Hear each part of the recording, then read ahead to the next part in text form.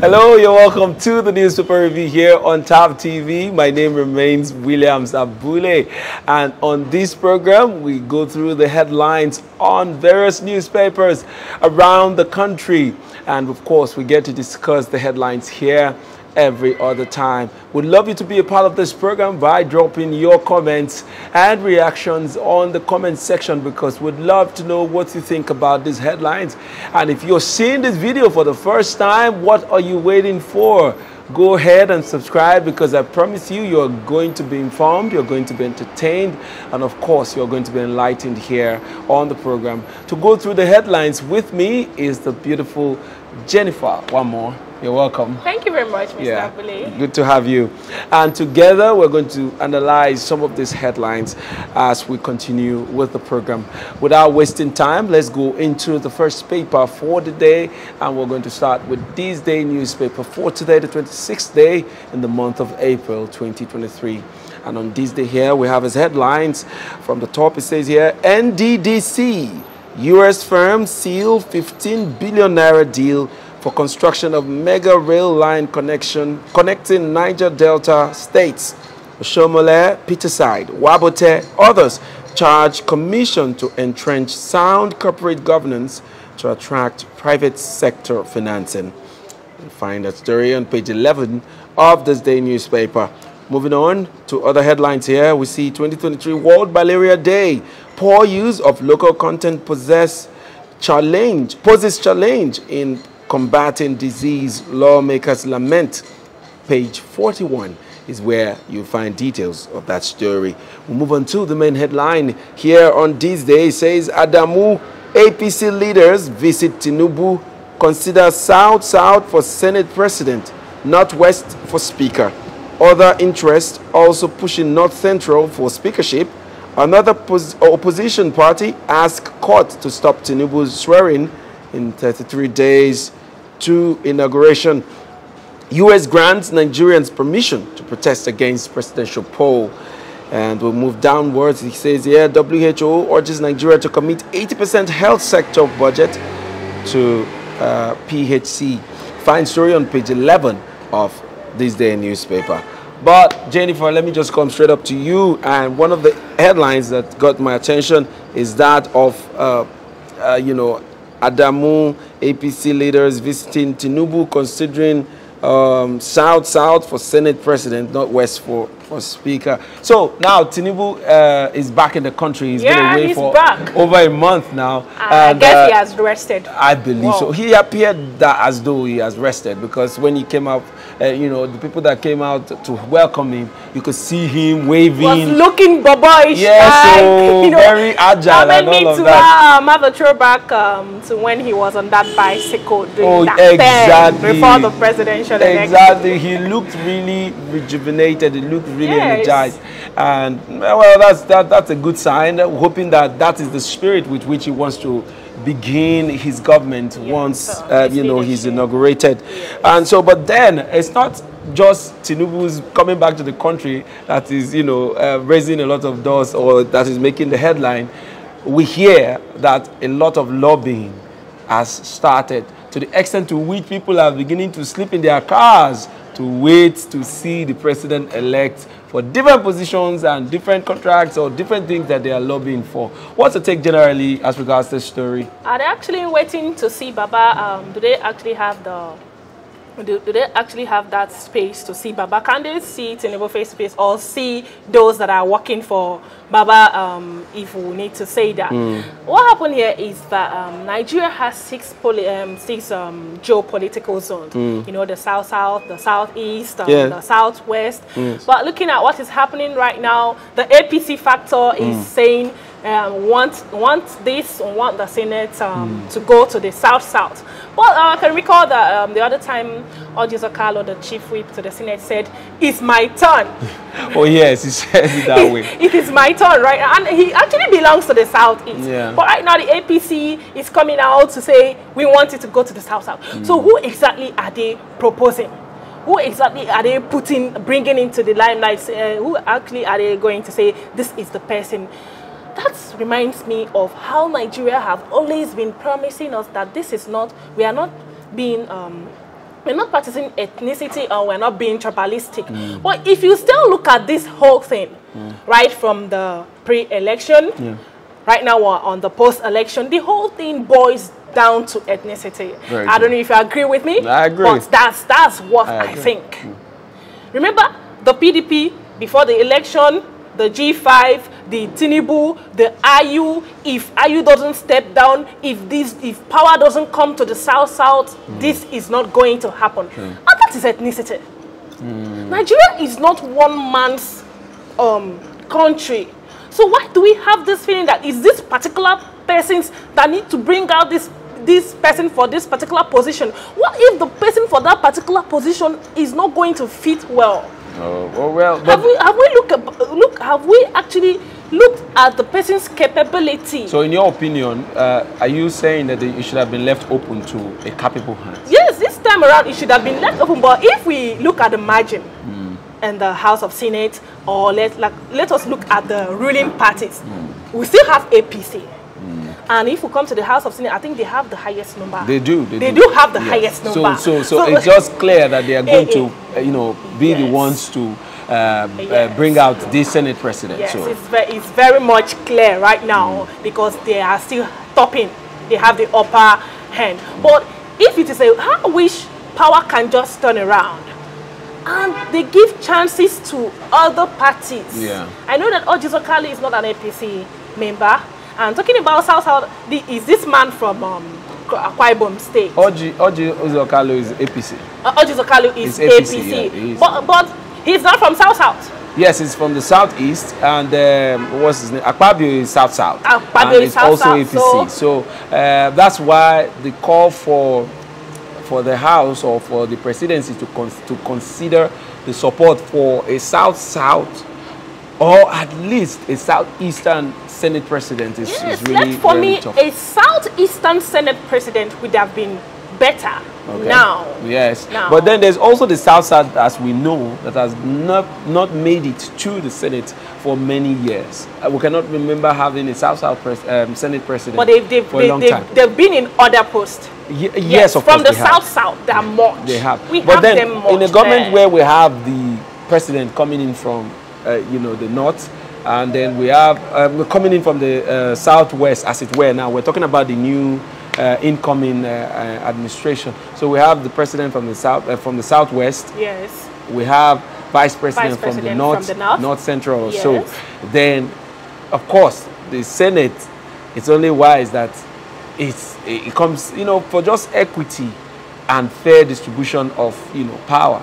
It's just fair that the Senate president comes from either the South or the Southeast, because there was the clamor for a South or Southeastern presidency that never came to pass. Yes. Just because some people said it's our turn, and then they made it a reality. And they made it a reality. Yeah, of course, it became their turn. Yeah, so it's only it will just be liberal to say, okay, since we are here now, let's begin to look at these people that had this clamor. Let's have an inclusive government and say, okay, yes, let's take somebody, or let's support, because the president doesn't have the power to appoint a Senate president, but of course his support can bring about or produce the Senate president. So we are looking at how that is playing out within the Senate. So you're trying to tell us that Nigeria is actually trying to practice a balance of power.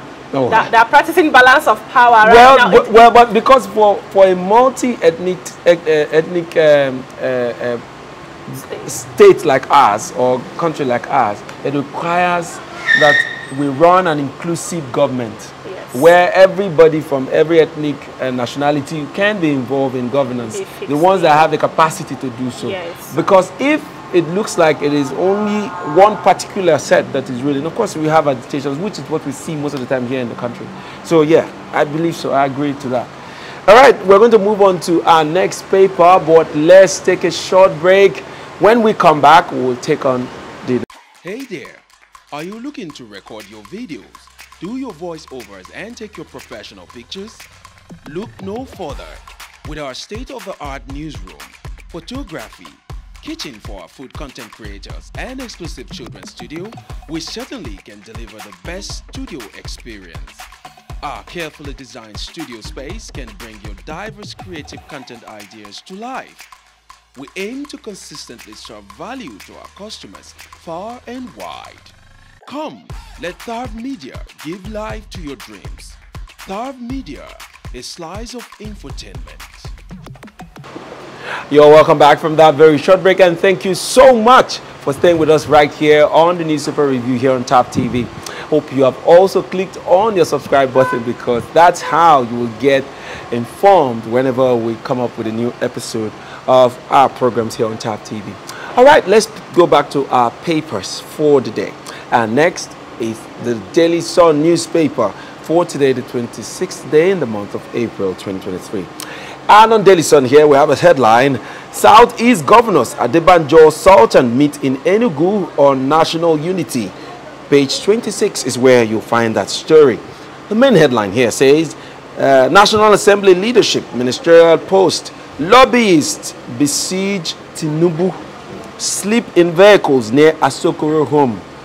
APC chair Adamu meets president-elect in defense house. All right. Other headlines here says, we are having challenges evacuating stranded Nigerians in Sudan.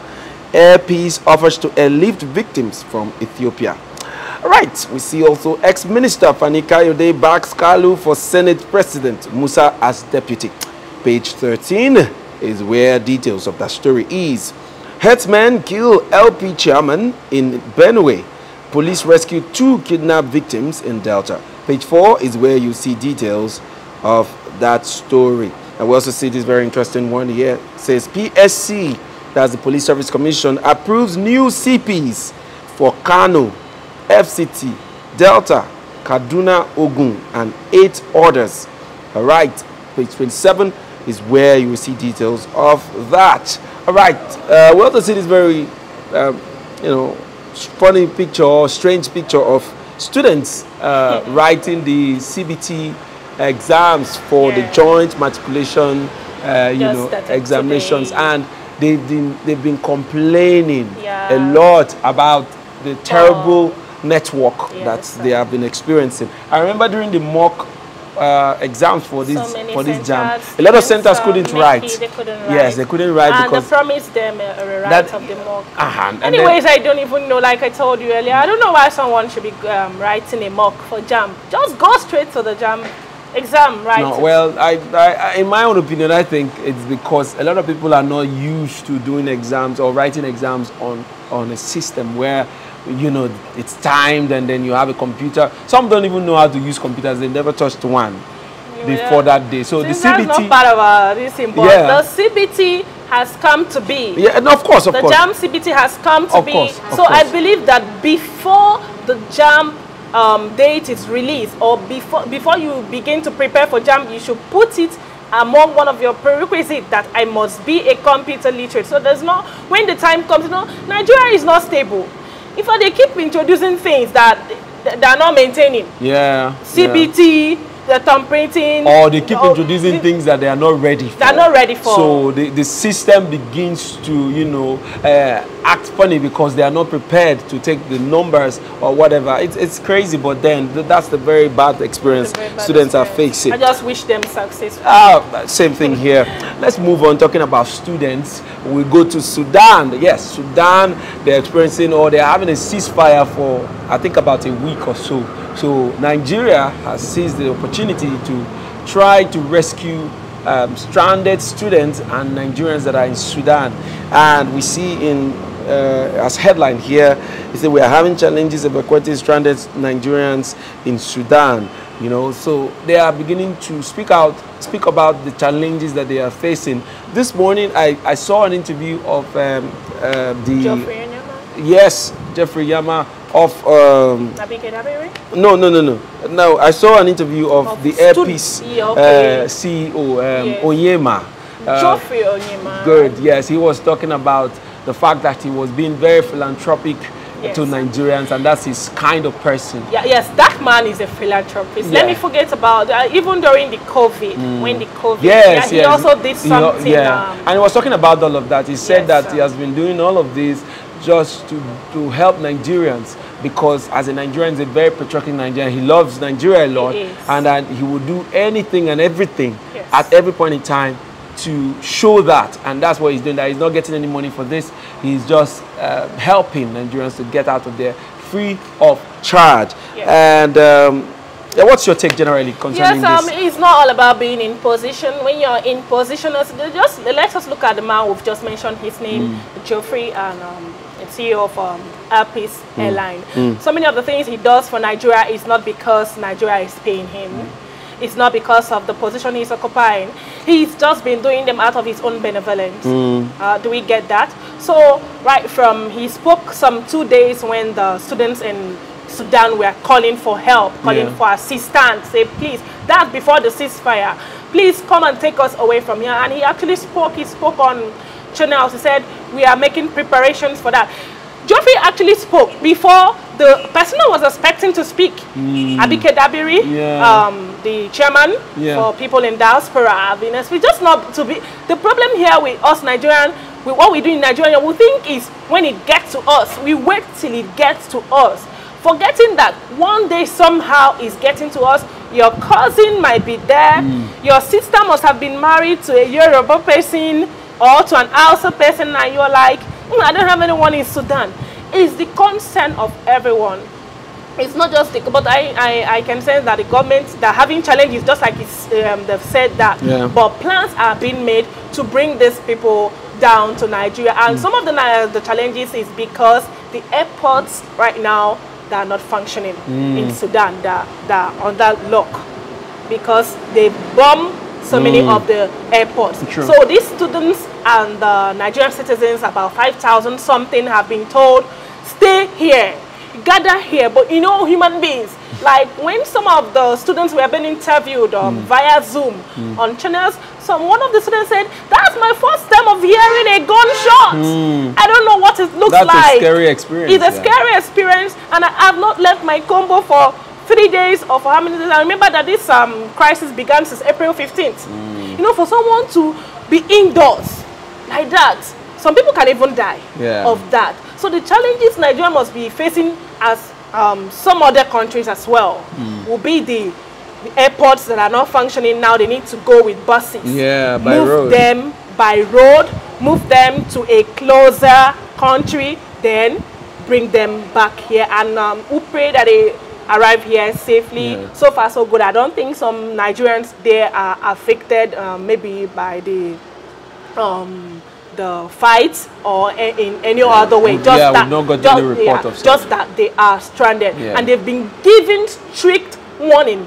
Please, when we say convey yourself at a particular place, please stay there so that it will be easy to move you. You know, crisis is not planned. That is why we have people doing studying crisis management. These things are not planned, but it's part of the plan in the society. So it's to my greatest surprise, Nigeria is actually including crisis in their plans. And whenever people in the diaspora call for help, they always answer. But we plead that you answer swiftly. One thing is to answer. One thing is also to answer swiftly. Now, the Abike Dabiri, the chairman of the people in diaspora, she came up, she said buses are being sent there, about 40 buses has been sent there to bring the students. But you know, there will be hitches. Of course. Some of these warring factions, they'll be blocking the roads. Yes, there'll be hitches. The buses cannot just go straight. And parents will also be pressurizing. The parents will also be pressurizing the government. And that is deterrent to the Nigerian society. I don't know how. It's not like I don't know. I know. But then it's only natural to worry if you had a relative there, and whether they say, you know, a boss is going to rescue him or her, you'll be worried until you get a phone call that I am safe. I am in a safe place. This place is really safe. That's when you become. But Mr. Bule, sorry, it's still so funny to me. No, I wouldn't love to go to a country as Sudan. But I don't know why the educational system in Nigeria has so deteriorated that a person will be dreaming to school in Sudan. You see, Sudan just have about a lot of Sudan just have about 15 public universities and 9 private universities. But in those 15, they have world standard universities that have made Nigerians to go there to study. Nigeria should come up. Yet we are the giant of Africa. We're the giant of Africa, for Christ. Let us come up to avoid some of this happening. Anyway, it's not only our citizens that are there. We have other foreign countries that are also in that place. So we pray that these challenges will not cause any chaos, will not render any havoc to whatever they have to do to bring them down to this place swiftly. Thank you very much. It's true. We hope that you know, they get back to the country safe and sound. And big ups to Geoffrey Oyema for your big heart and contribution to Nigeria. You keep coming through for a lot of Nigerians, and we're really grateful to you. God bless you, and may God continue to empower you. All right, we're going to go into our last paper for the day, and that will be Nigerian News Direct. And on Nigerian News Direct here, we have a headline: 17 billion naira. NCC debunks news of deficit in 2021 budget. World Malaria Day, Dangote advocates global joint action to end scourge by 2030. May 29, suspense as oppositions expand court options to stop Tinubu's inauguration. Infrastructural revival, that's the main headline here. It says infrastructural revival. NDDC, US firm sign MOU to connect Niger Delta states by rail as minister lauds NDDC for adopting PPP model. All right, very interesting, Jennifer. Not so much headlines on Nigerian News Direct, but of course the NDDC US firm signing of a memorandum of understanding is something to really acknowledge. It's a good thing that has come to the 9 states that are representing the Niger Delta states. And yes, with all of this memorandum of understanding to build a railway that will connect all 9 states, I think that's a very good one coming through. Okay, you mean the 9 states waiting from Ondo to Abia? Let me not mention all the states. You mean that right now every other plan that has been made by Minister of Transportation, the rail lines didn't get to them. We already have existing other major development. Yes, we already have existing rail lines. We have existing rail lines. But of course, they are not all connected to all the states. But with this now, I believe that they are meant to connect all the NDDC states in such a way that if I'm here and I wish to go to Ondo, I can actually go. So this is the benefit of being an NDDC state. Yes, at this time, at this time it is quite. Anyways, just like you've asked me, the Niger Delta Development Commission, just like their name, it comes in development. Development. It's quite unfortunate that in the past 20 years, they've not been functioning the way they're supposed to. Yes, they have not been functioning the well. Do you know what we're talking about here? Yeah, a lot of billions. Do you know what we're talking about here? A lot of billions of naira. What the responsibility of the NDDC goes a long way, rating from education, employment, and not to development as it is. So I don't think I actually want to give them a big bravo, but I pray they work towards it. It should not become an abundant project. It shouldn't become I love the company they are working with. It shouldn't become an abundant project. It's a cool thing. It's a nice one for different states to connect to each other via rail. It's just that personally I don't like rail transport. Again, in Nigeria, because of the insecurity situations, kidnapping, they should have come up with something else. But having this on ground, if they do this now, they will not do it again. Yeah. But so, then you said NDDC has been in existence for about 20 years. More than, as in, they've not been doing well for about 20 years now. And that's where I was going to say that if a commission like NDDC that has been there for over 20 years has not been able to, engage in projects that will really affect the lives of Nigerians and people within the Niger Delta region. If they are now, getting into a project that will now benefit people as to ease movement around the state, I mean, that's something to ease movement around the state. NDDC, if this is to ease movement, around the state. That's cool. But another thing I'm suggesting you should do is on the employment level. Okay, well, so many places that we have the oil in the states and the communities that we actually have the oils, the oil wells. What are they doing there? Oh well, so those communities need employment. Even the the companies that are there, the international companies that are drilling these oils in these communities, they don't do much. They don't do so much in developing these communities that are hosting them. So I know that that's not an excuse for NDDC not to work or to be more productive, as it were, because that's why that commission was created. Development. Yes, I know that they've been commissioning so many roads. Good. Like there's one Nembe.